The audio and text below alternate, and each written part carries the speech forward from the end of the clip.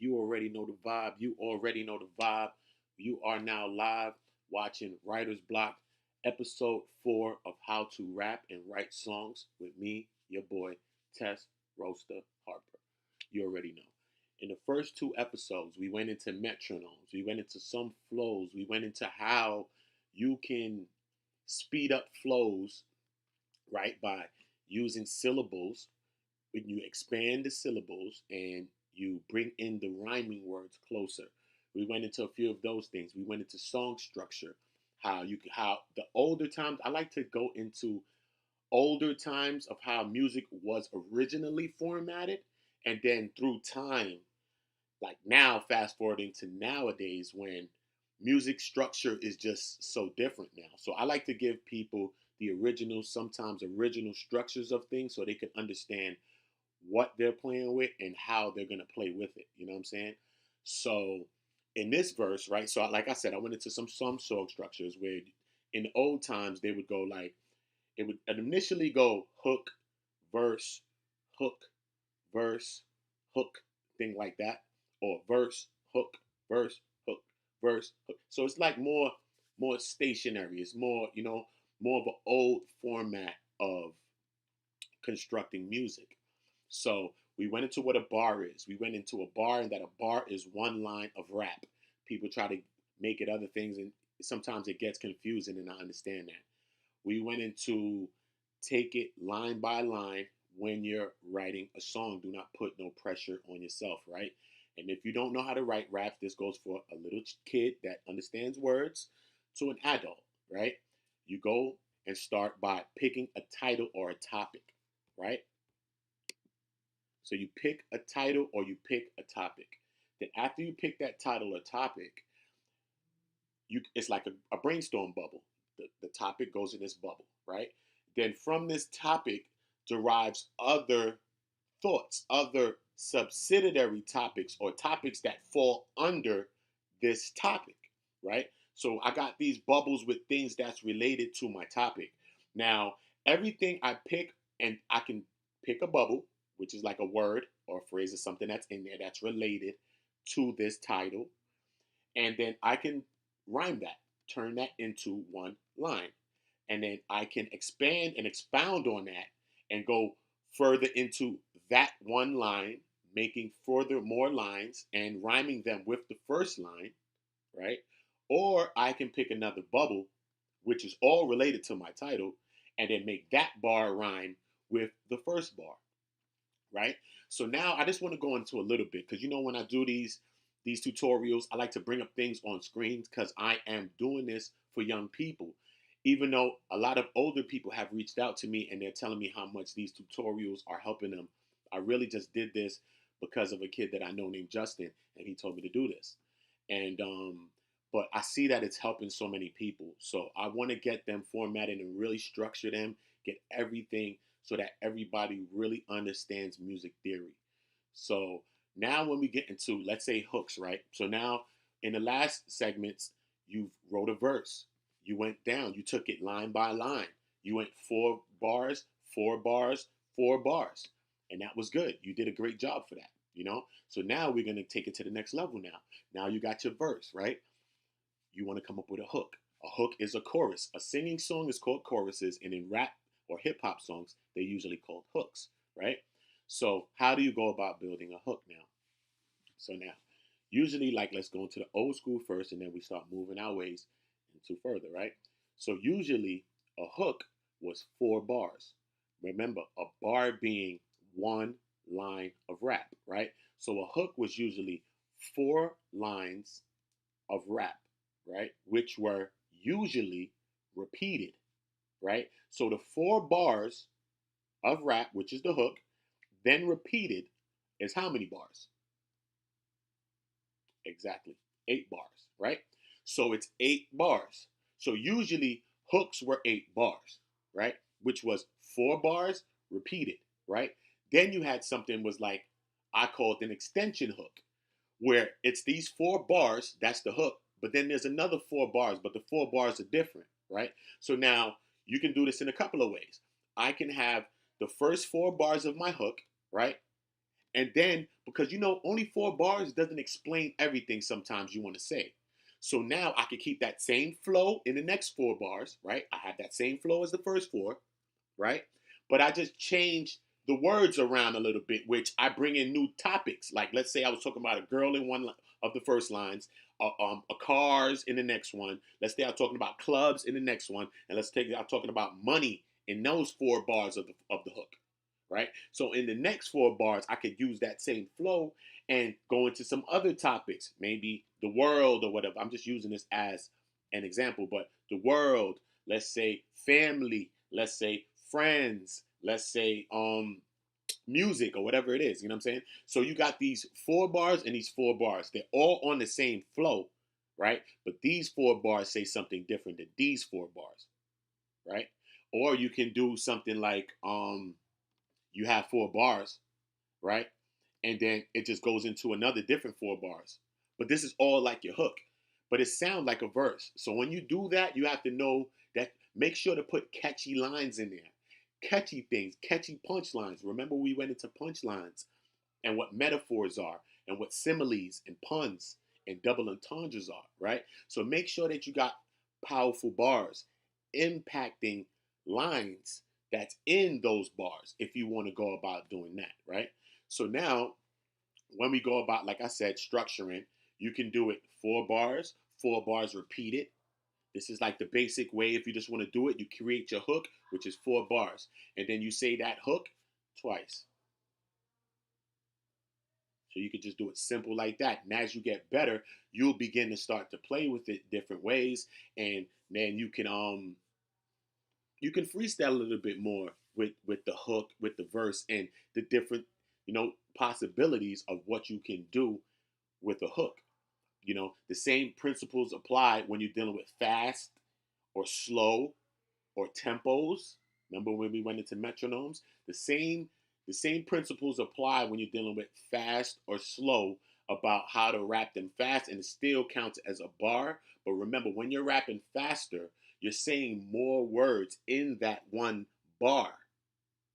Just naturally, you're going to say more words. More words are going to fit. More words or syllables. Because remember, each syllable is each of the syllables. If I have a 3-syllabled word, right? That is 3 1-syllable words. So by capitalizing on syllables and bringing words closer, which is the rhyming words closer, you can learn how to write faster flows. Something simple like that. A person may not be able to explain how I go about writing fast, or how I go about flowing it. But this is basically what they're doing. This is basically like Twista. Like, I always bring up Twista because he's the greatest, and he's in the Guinness Book of World Records for doing this. He's the best in that craft. So the amount of syllables that Twista is able to spit in one verse is unfathomable, right? So this is how you go about structuring hooks, right? I still want to go into I haven't gone into the recording processes yet. I've been just going into just the writing, a person getting ready to push their pen. Like I said, when we get writer's block, push your pen. We just get into some of the practices and some of the warm-ups of what it takes to be a good writer, yeah? Because a good writer can overcome situations such as writer's block and things like that. So, I do want to go into recording as well, like when you're recording hooks and when you're recording verses and how you go about recording, because some people have done a lot of music. A lot of people are singers, but they've never been to the studio. So I'll be doing different segments for different people that's singing, and I'll be doing some stuff for people that's rapping, but I'll try to fit them together so that people can get a gist, because they both relate. They both relate and they both correlate to each other. So, when you're recording hooks, right? So when you go to record music, period, right? A song or whatever. When you start, let's say the hook, right? You say the hook. But when you get better, and as you get better, you're going to find different techniques that suit you, right? But we're just talking about a good practice, great principles of how you go about constructing music. Whatever you do with that after, then you do with that after. But you just need some great like founding footing of what music is and how you go about doing these things, right? So if you go and I record the hook, right? I spit the hook. I spit the 4 bars. I say them, all 4 bars, right? I hear it back. Play it back for me. You tell him play it back for you. He's gonna play it back. I'm hearing it. I'm listening to it, right? We listening. Okay, cool. I say, give me another track to that, right? What give me another track to that means is not he's gonna put in another beat. It means that he's gonna give you another audio track. When you're in the studio, you see the computer with those waves going. Each one is a track, and beats are formed just like that. The snares, the 808s, and everything else is formed just like that. Everything is on the track, right? So after you do the first version, you say, give me another track. When you get the other track, you do a duplicate to this. You can duplicate it. Say it the same way. Try to get it as close to as the first version, right? Duplicate this hook. It's different than verses. I'll go into verses where sometimes you can duplicate them and sometimes you just want to emphasize the end words, right? Just the end words, and then I'll show you about that too as well, right? So then you duplicate it. So now it makes it stronger. When you duplicate it, it gives the voice more oomph. It gives it more power, more impact in the voice. Because sometimes when you just record, depending on the engineer, depending on the sound, depending on the quality, it's going to sound very flat. It's not going to sound full. The vocal is not going to sound full. So this is how you fill the vocals in, by stacking other vocals on top of that vocal. So then you say the hook, then I duplicate it by saying it again, because I could make him actually duplicate it, right? Just duplicate that for me. He can do that. If you want to do it like that, you could do that too. But when you say it the other way, it's also going to bring it close, but it's also going to give it a little bit of variation. So it's going to give it a certain effect to it as well.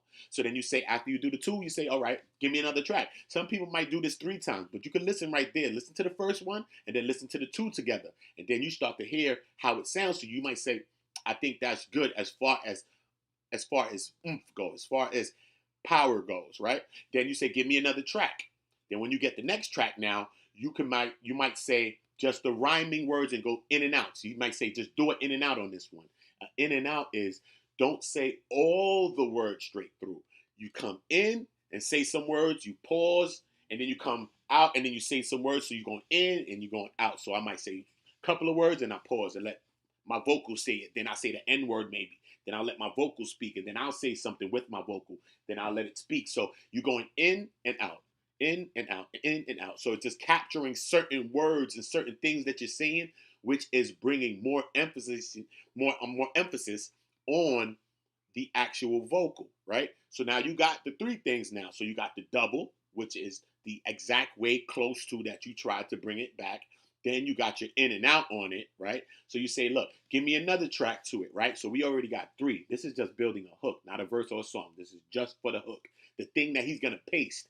Because after you lay it good enough, you can say, all right, put that hook on the next verse. After my next verse, put that same hook there. He'll copy it and then move that to where your next verse ends. And then he'll copy that and move that to the end of the song. So once you do it correctly the first time, unless you want it to be like live sounding and you want each hook to sound different and have variation, like singing songs. Some starts like calm, and then the next one is kind of like a little feeling. Then in that last one, they go Mariah with the falsettos and the high notes in the last verse. That's how like music used to be constructed and still is in some ways, right? So it's something like that. So you got your 3. Now you say, give me another track. Now you got your ad libs now. So ad libs now are you just saying things, reactions to things that you've said, or you want to emphasize things that you're saying by doing sound effects, by doing different things in the background. So if you want to, it's a certain word that you, or certain thing you said, you go in the back and then you can emphasize it. You can say it with it, you could say it early, or you could say it late, right? So usually you would say it with it, or you would say it late, because lateness sometimes gives you a good effect when you say on an ad lib, right? When you do something after something is said, it gives it like sort of like a double effect. Like it says it, then it says it again, you know what I'm saying? But remember, it's gonna be edited and it's going to be engineered. So it's going to be laid in the background. Even though you're saying it as loud as you can and you put your emphasis in it. Don't think that, damn, I don't want to drown out my vocal by doing this ad lib. No, they'll lower it. They'll put an effect on it. A lot of times you can put like a microphone effect on the vocal of the ad lib, or like a walkie-talkie type sound. So it's a sound that makes you sound like on a phone like, and it gives it a good effect. These are like for ad libs. So this is just a little trick that some people do for your ad libs. You can put some effects on your ad libs. Try a telephone, try a walkie-talkie type of effect, and then from there you can try other effects when you start to get into sounds and different things that your engineer may know. So then you got your four things now, and from there you can leave that hook like that, or you might want to do one more thing to it. Like maybe I got the hook and I'm rapping, right? So I got the double, I got the in and out on it, I got the ad libs done. So now I could just take it now. I could do another one maybe if you wanted to. You don't have to do no more if you don't want to, but depending on your song, it might be like a flowing song and a harm, like a melody type of rap, like a Drakey kind of flow. So I got the hook is rapping kind of, right? So then I could go over the hook now, right? And take another track, give me another track, right? And then I could do something like melodize the hook. Like, no, no, you know what I'm saying? Melodize the track too. You know what I'm saying? So I got the rap thing I'm saying. Then I got this melody type of flow, which is saying exactly what the hook is saying, or flowing with certain parts of the hook.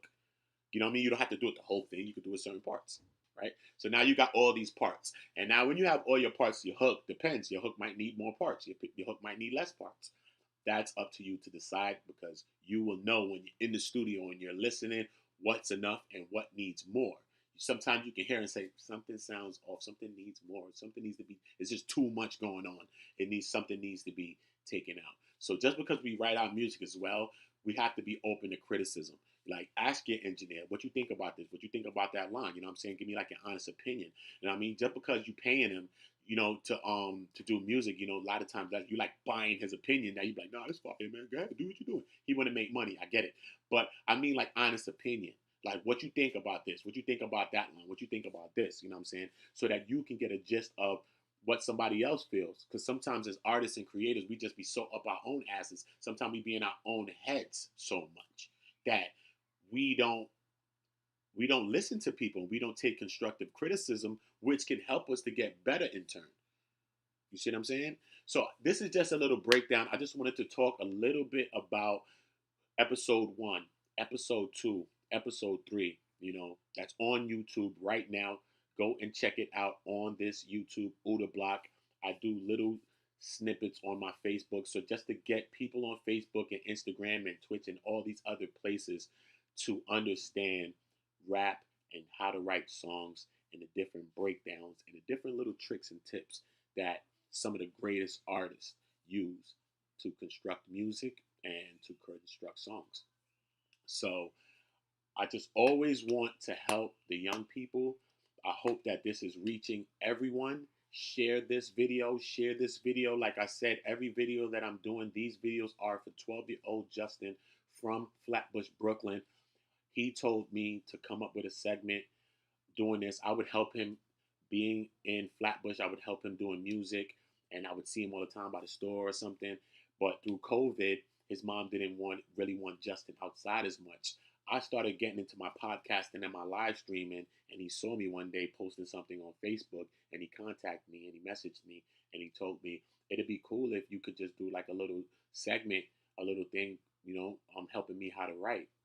So I don't have to call you or nothing. I'm really not outside as much. So I said, that'd be kind of cool. You know what I'm saying? And I always helped him anyway. And I've seen his progression. He's been writing for like 3 years. He's like 12, but he's been writing since 9.